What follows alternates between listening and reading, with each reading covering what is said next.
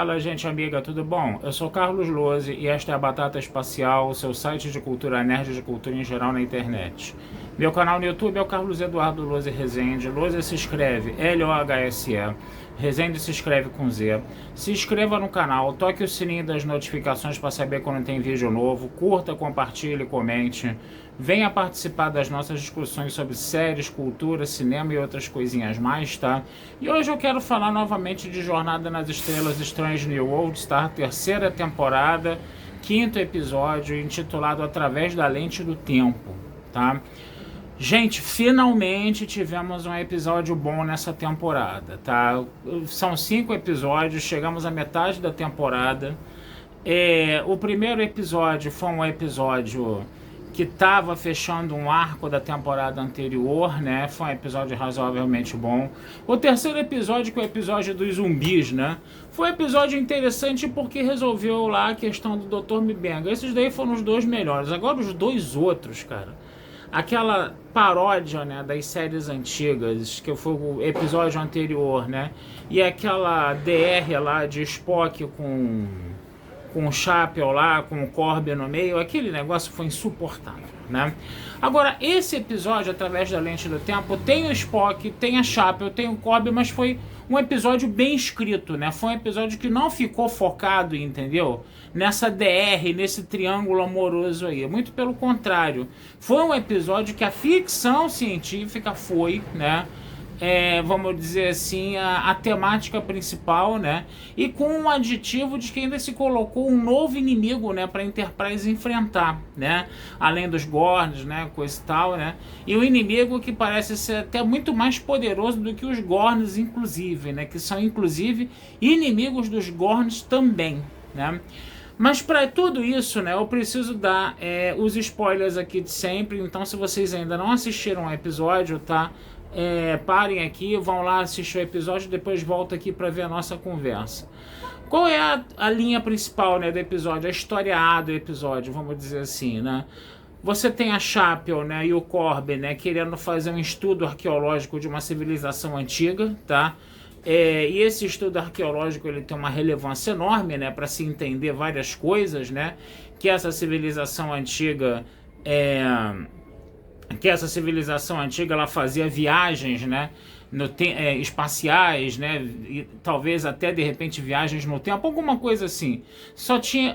Existia uma relevância enorme para se estudar essa civilização antiga aí, né, no caso, né? E aí o que acontece, né? A gente vai descer um grupo avançado, né? Esse grupo avançado só pode descer com autorização dos habitantes nativos do planeta, né? E tem inclusive um representante do planeta ali que vai descer junto com esse grupo avançado.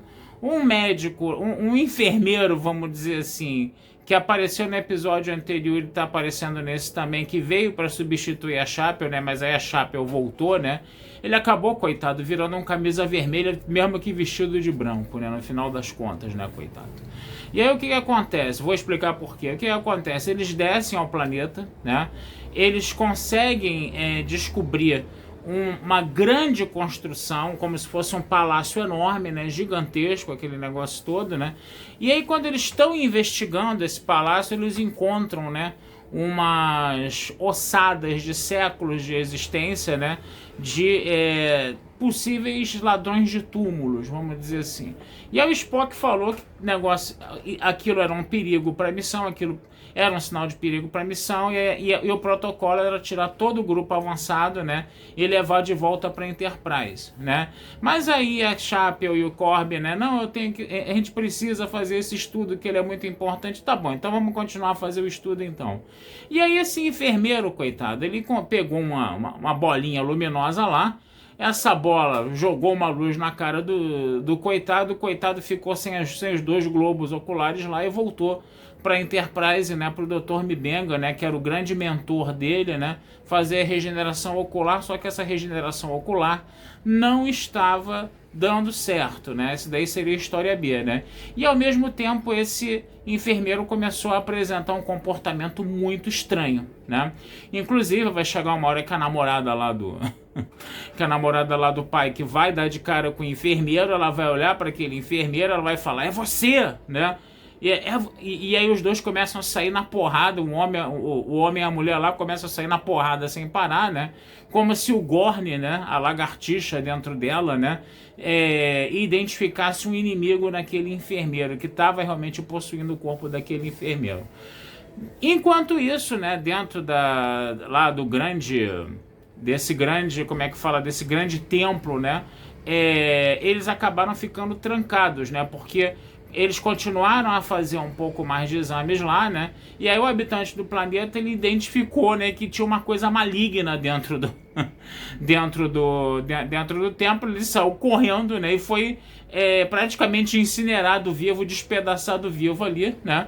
E a nossa Chapel, que tinha botado o dedinho lá para pegar o DNA para poder entrar no templo, coisa e tal, ela acabou ficando preservada e ela começou a ser uma espécie de abridora de portas dentro do templo. Vai chegar uma hora que esse grupo vai passar de uma porta para outra, e aí vai ficar dois grupos, e esse grupo vai acabar se fragmentando. Um grupo vai ficar numa sala, outro grupo vai ficar noutra, outro grupo vai ficar noutra, e aí eles vão investigando a situação, bem o espírito da ficção científica mesmo, né? Usando argumentos de mecânica quântica, usando argumentos temporais, coisa e tal, né? De que eles, na verdade, eles estavam no mesmo lugar, só que em diferenças de fase diferentes, que essa cultura alienígena, né, teria feito, né, essas grandes viagens, né, no passado, usando essa, vamos dizer assim, essa mecânica quântica associada com essas diferenças de fase, né? E quando eles fizeram isso, eles acabaram atraindo uma raça alienígena extremamente hostil, extremamente violenta, e eles teriam confinado essa raça alienígena em umas bolinhas luminosas, né? Que foi uma dessas bolinhas luminosas foi justamente a que cegou o pobre do enfermeiro lá. A Pélia, né, aquela velhinha lá que apareceu nas temporadas passadas, né, que tem um cacetão de anos de vida aí, né? Ela percebeu, quando ela viu o enfermeiro, ela conhecia essa espécie alienígena, né? E ela deu um toque, né, pro pessoal da nave, ó, ele tá possuído por uma espécie alienígena muito ruim, coisa e tal. E ela é que falou, né, morrendo de medo dessa espécie alienígena, né? Enquanto isso, os nossos membros lá do grupo avançado, Spock, a Laan, que estava com ele também, o próprio Corbin, né, no caso, né, e o Spock também, né, eles vão perceber que eles estão nessa diferença de fase, e aí eles vão fazer uns paranauês lá para poder sair, né, da caverna, né, e aí usando toda uma lógica, né, que funciona mais na mecânica quântica do que numa visão mais, vamos dizer assim, palatável e racional de mundo, né, para o nosso senso comum, né, eles acabam saindo, né, desse palácio, tá? E eles voltam para a nave e no final do episódio, né, o nosso pobre desse enfermeiro vai acabar sendo morto, né, pela Pélia, né, no caso, né, que chegou a uma situação lá de que ele acho que ele poderia matar o Mbenga, ele fez alguém de refém lá, acho que foi o Mbenga, não sei. E aí a nossa Pélia lá deu um tiro lá no cara, matou o cara e essa entidade maligna saiu do cara. O Scott chegou lá, meteu na bolinha de novo e teletransportou para o espaço profundo, né, no caso. E o episódio termina com a Pélia falando dessa nova e grande ameaça que pode, né, aparecer contra a Enterprise nos próximos episódios. O episódio foi bom por causa disso, porque ele colocou um novo vilão na série, né? Um vilão poderosíssimo, um vilão assim que é de dar medo mesmo, né? Que talvez seja um vilão, né, como eu falei para vocês, até mais poderoso que os Gorns, né? E os Gorns também odeiam, né, esse vilão aí novo, né, dessa raça alienígena aí meio doida aí que apareceu, né? E de repente, né, quem sabe, né, se esses roteiristas tiverem um pouco mais de cabeça, né, eles podem de repente fazer uma aliança entre os Gorns e a Federação para poder combater essa espécie alienígena aí, porque na série clássica não aparece nada disso, né? Então esses arcos eles têm que ser todos resolvidos em Strange New Worlds, né? Isso se você quiser manter o canon, né? Que canon de Jornada nas Estrelas é que nem, né? É que nem canon de Jornada nas Estrelas, todo mundo mete a mão, né? No caso, no final das contas, né? Não vou ficar falando coisa feia aqui, né? Mas Apesar de tudo, gente, foi um episódio... Não foi um episódio de encher os olhos não, tá, gente? Não vou falar, esse episódio é maravilhoso, lindo, sensacional. Mas ainda assim foi um episódio muito melhor do que outros que a gente viu nessa temporada aí, tá? E talvez ele, junto com o episódio lá dos zumbis lá, que resolveram a vida do Mbenga lá, talvez esses tenham sido os 2 melhores episódios até agora, com uma ligeira vantagem para esse, inclusive, né?